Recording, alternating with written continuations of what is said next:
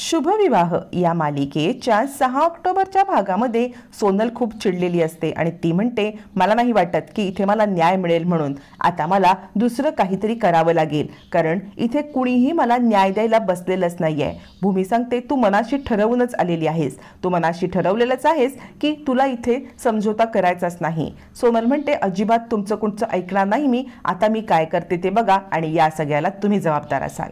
असं म्हणत सोनल तावातावातून मीटिंग मधून निघून जाते. रडत रडत कारमध्ये बसते तर रडत, पण बसल्या बसल्या डोळे पुसते आणि हसायला लागते आणि म्हणते, अरे देवा, रडण्याची ऍक्टिंग करणं हे किती पॅनिक गोष्ट आहे खरंच. असं म्हणत ती डोळे पुसते, लिपस्टिक लावते आणि ड्रायव्हरला इशारा करते की चला आता.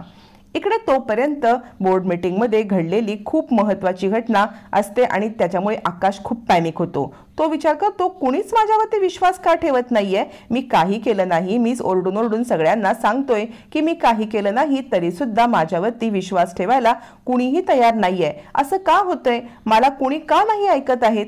असं म्हणत आकाश टुटूला घेतो आणि म्हणतो, टुटू, अरे मी खरंच काही नाही केलं, मग ही लोक माझ्यावरती विश्वास का नाही ठेवत आहेत, असं काय घडलंय.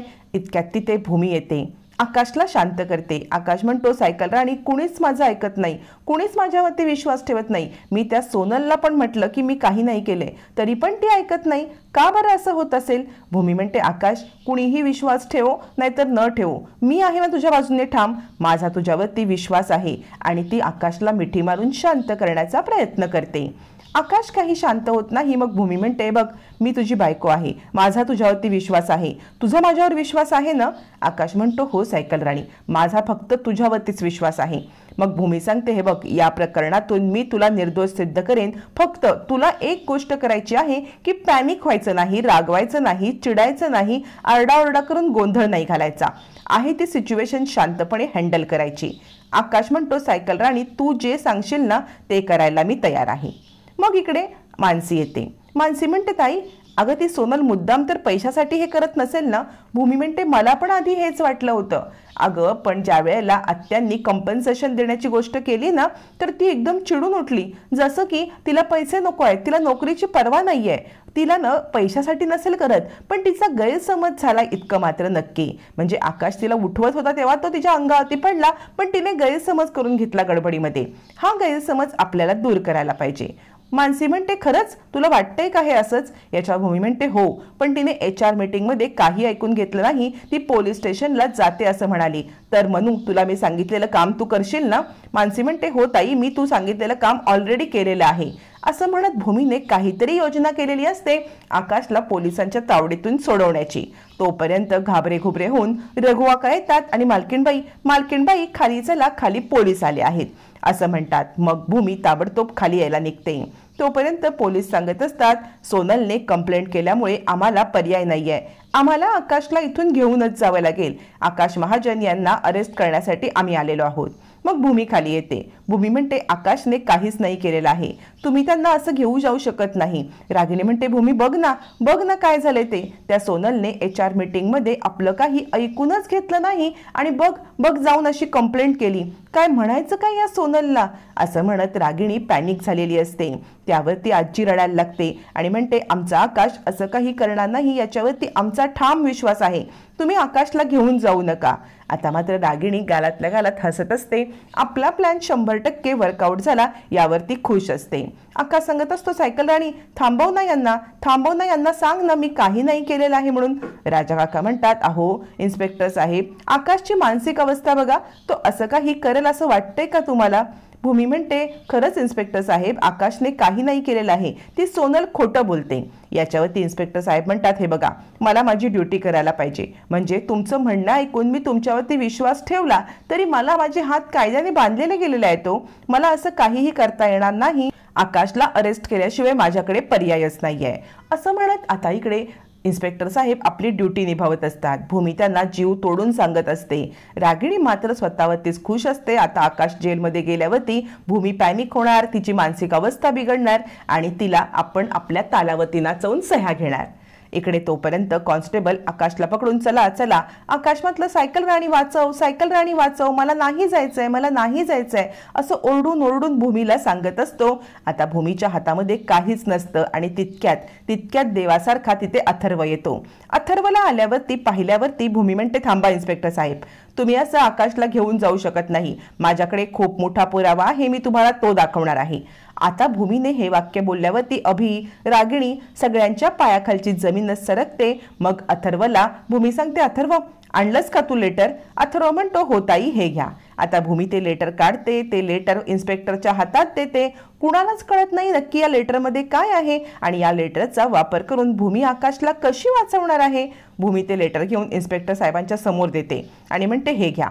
आता ते लेटर इन्स्पेक्टर साहेब घेतात. अथर्व तिथे उभा असतो. इन्स्पेक्टर साहेब लेटर वाचतात आणि लगेचच आपल्या कॉन्स्टेबलला इशारा देतात सोडा, आकाश महाजन यांना आपण घेऊन नाही जाऊ शकत. मग कॉन्स्टेबल आकाशचा हात सोडतात. आकाश धावत पळत भूमीच्या मागे येऊन लपतो. इकडे आता रागिणी अभि विचार करतात नक्की या कागदामध्ये असं आहे तरी काय ज्याच्यामुळे इन्स्पेक्टर साहेबांनी आकाशला सोडलं सुद्धा.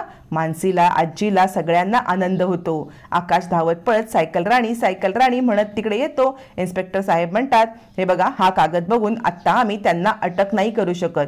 रागिणी आवडत म्हणते काय ग भूमी, काय अशी जादू आहे कागदामध्ये की यांनी आकाशला सोडलं पण? भूमी सांगते आकाश मेंटली डिसेबल असल्याचं सर्टिफिकेट आहे, मेंटली डिसेबल असलेल्या लोकांना असं पोलीस कस्टडीमध्ये टाकू शकत नाहीत असं म्हणत भूमीने खूप मोठा खुलासा केलेला असतो. याच्यावरती रागिणी म्हणते अगं भूमी खरंच तू हे इतकं मोठं काम केलंस, तुला सुचलं तरी कसं?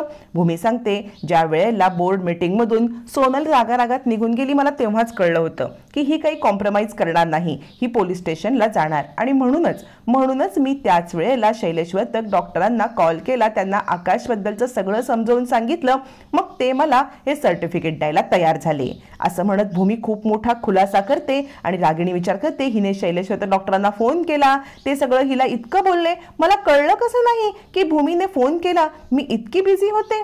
आता भूमीचं सगळं कारनामे ऐकून बाकी सगळे जरी खुश झाले असले तरी रागिणी, अभि आणि पौर्णिमा यांच्या पायाखालची जमीनच सरकते. आजी म्हणते भूमी अगं तुझे किती आभार मानू, आज तू देवदूतासारखी धावून येऊन माझ्या आकाशला वाचवलंस.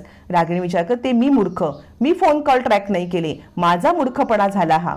पोलीस म्हणतात हे बघा हे जरी सर्टिफिकेट तुम्ही आम्हाला दिलं असलं तरी आम्ही आत्ता आकाशला अरेस्ट नाही करत आहोत, पण तुम्हाला नंतर जेव्हा केस सुरू होईल, केस तर होणार, त्यावेळेला सोनल खोटं बोलते हे सिद्ध करावं लागेल, नाहीतर आम्हाला आकाशला अरेस्ट करून घ्यावंच लागेल किंवा घेऊन जावंच लागेल. त्यामुळे तुम्ही लवकरात लवकर सोनल खोटं बोलते हे सिद्ध करा. भूमी सांगते इन्स्पेक्टर साहेब तुम्ही काळजी करू नका, आम्ही सगळे मिळून सोनल खोटारडी कशी आहे आणि आकाश निर्दोष कसा आहे हे सिद्ध करू, आकाशला मी जेलमध्ये जाऊ देणार नाही असं म्हणत भूमी आता ठाम असते. मग इन्स्पेक्टर साहेब निघून गेल्यावरती भूमी म्हणते अथर्व अगं तुझे किती आभार मानू, तू वेळेवरती सर्टिफिकेट घेऊन आलास. अथर्व म्हणतो अगं ताई मी नाही, तुझे आभार, म्हणजे तुला हे सगळं सुचलं, तू मनूला मला कॉल करायला सांगितलंस, हे सगळं तुझ्यामुळे घडलंय ताई असं म्हणत सगळेजण भूमीचं कौतुक करायला लागतात. आजी म्हणते भूमी अगं आज तुझं किती कौतुक करू, म्हणजे आज तू जे केलंस ना त्यामुळे आकाशला आपण पोलिसांच्या ताब्यातून सोडवू शकलो.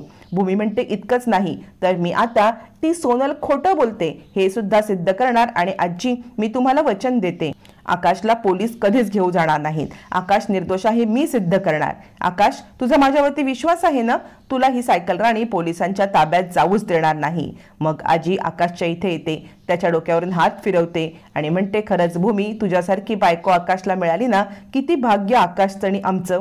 रागिणी मात्र विचार करते ह्या भूमीचं करू तरी काय, दर वेळेला बाजी मारते. सगळं कुटुंब भूमी आकाशचं कौतुक करत असताना रागिणी, अभि आणि पौर्णिमा तिघांची नुसतीच जळफळाट होत असते. पण भूमी इथेच थांबत नाही. आता भूमीचा पुढचा डाव असतो. भूमी आकाशला सांगते आकाश तुला मी काही होऊ देणार नाही आणि त्यासाठी सोनलचा खोटेपणा सगळ्यांच्या समोर आणणं आवश्यक आहे. तोपर्यंत इकडे आता रागिणी भेटायला गेलेली असते सोनलला. सोनल, रागिणी आणि अभि एका कॅफेमध्ये मीटिंग करत असताना तिकडे आता पौर्णिमाचा कॉल येतो आणि पौर्णिमा सांगते आई अहो तुम्हाला महत्त्वाची बातमी सांगायची आहे. रागिणी चिडते आणि म्हणते काय ग मूर्ख मुली बोल ना. पौर्णिमा म्हणते ती भूमी सोनलचा शोध घेत कुठच्याही वेळेला तिकडे येईल हा. आणि कॅफेमध्ये भूमीची धमाकेदार एंट्री होते. रागिणी, अभि आणि आता सोनल या तिघांना रंगेहात पकडण्यासाठी भूमी कॅफेमध्ये आलेली असते. भूमीला पाहून तिघजण हदरतात. भूमी त्या तिघांकडे वळून पाहते. आता मात्र भूमीने रागिणी, अभि आणि सोनल यांना एकत्र पाहिल्यावरती याचा खरा मास्टरमाइंड कोण आहे, सूत्रधार कोण आहे हे भूमीच्या लक्षात आल्यावरती भूमी काय ॲक्शन घेणार पाहणं फार रंजक ठरणार आहे.